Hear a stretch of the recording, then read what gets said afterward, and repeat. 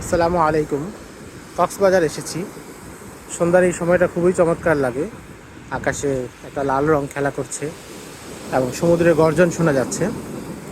সাগরের সামনে এলে আমার সবসময় সার্ভান্তেসের ডন কিহোতে বইয়ের একটা কথা খুব মনে পড়ে। সার্ভান্তেসের ডন কিহোতে একটা বিখ্যাত রম্য রচনা। সেখানে একজন বয়স্ক লোক ছিলেন যিনি প্রাচীন মধ্যযুগের নাইটদের গল্প প্রচুর পড়তেন। নাইটদের যুদ্ধযাত্রা, বিবরণ, রোমাঞ্চকর অভিযান, এগুলো প্রচুর পড়তে পড়তে একটা সময় তিনি কল্পনা করতে থাকেন যে তিনি নাইটদের সেই সময়ে আছেন এবং তিনি একজন নাইট।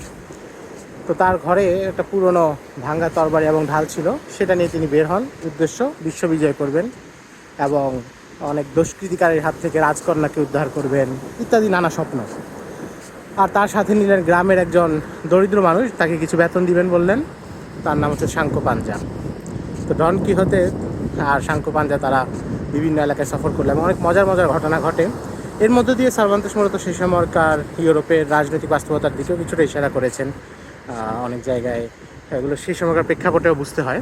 কিন্তু আমার যেটা বলার উদ্দেশ্য সেটা হচ্ছে ডন কিহোতে এবং সাঙ্কো পাঞ্জাস অভিযানের এক পর্যায়ে তারা সমুদ্রের সামনে আসে।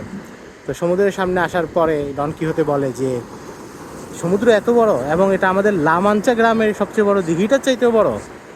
তো এখানে মূলত বোঝানো হয়েছে যে একজন মানুষ যারা সীমিত জায়গায় থাকে, যাদের অভিজ্ঞতাটা অনেক সীমিত, তারা অনেক বড় কিছুর অস্তিত্বটা সহ্য করতে পারে না এবং সেটাকে তার কাছে অন্যরকম মনে হয়। তো যদিও সমুদ্রের সাথে সরাসরি এটার কোনো সম্পর্ক নাই, কিন্তু ডন কিহোতের উক্তিটা আমার এখানে আসলে মনে পড়ে এবং আমাদেরকে অনেকটা এটা মনে করে যে প্রতিনিয়ত আমরা আমাদের অভিজ্ঞতার বাইরের যেই জিনিসগুলো সামনে মুখোমুখি হই, সেগুলো গ্রহণ করতে আমাদের যে দ্বিধা, সেটা কাটিয়ে না উঠলে জ্ঞান অর্জনের পথটা পুরোপুরি সুগম হয় না।